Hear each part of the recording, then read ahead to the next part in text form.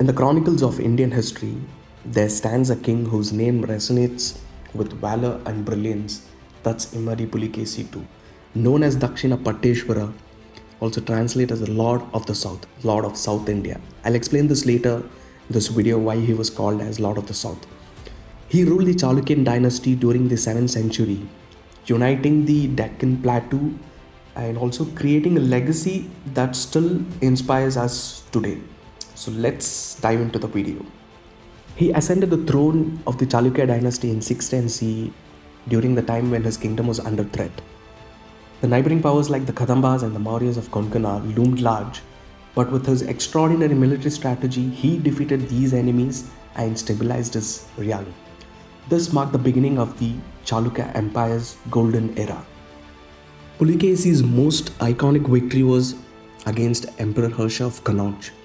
Yes, Emperor Harsha, the ruler of much of northern India, where he sought to expand his empire into the Deccan plateau. But Pulikeshi, along with his army, stood firm.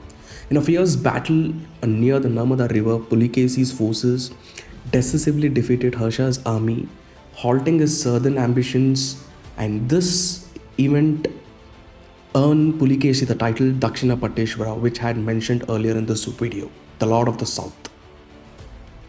Later, once his kingdom was secure, Pulikeshi turned his attention to expansion. To the west, he conquered Gujarat and the Konkan coast, and to the south, he launched a decisive campaign against the Pallavas of Kanchipuram. At its heights, Pulikeshi Empire stretched from river Narmada in the north to the Kaveri river in the south, making him one of the most powerful rulers of his time. So Pulikeshi wasn't just a conqueror, so he was also a patron of art, architecture, and literature. During his rule, the magnificent Badami cave temples, which are also part of the UNESCO World Heritage Sites, were carved blending both Dravidian and Nagara architectural styles. So these temples are a testament to the artistic brilliance of the time.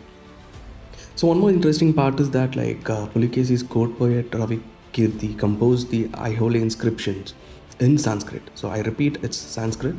The inscription not only glorifies Pulikesi's victory but also provides a glimpse into the cultural and intellectual life of his court. His rule also saw the flourishing of the Kannada language. Yes, the major Kannada language was part of his court. Early Kannada inscriptions of Badami highlights the Chalukya dynasty's contribution to India's linguistic heritage. The next part or the phase of his life was the conflict with the Pallavas. So like any other kings, even Pulikesi's reign wasn't without any challenges. His greatest adversaries were the Pallavas, led by their ambitious king Narasimhavarman I.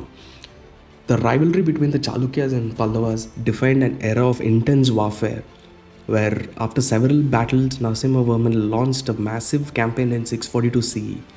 Pallavas defeated Pulikesi's foes and sacked Badami, marking a turning point in Chalukyan history. Pulikesi's fate remains uncertain, like some believe he died in the battle, but others suggested that he went into an exile. So that's the downfall of Pulikesi. Despite his tragic end, Pulikeshi II's legacy as one of India's greatest kings remains unmatched. His title Dakshina Pateshwara reflects his role as a unifier and protector of South India.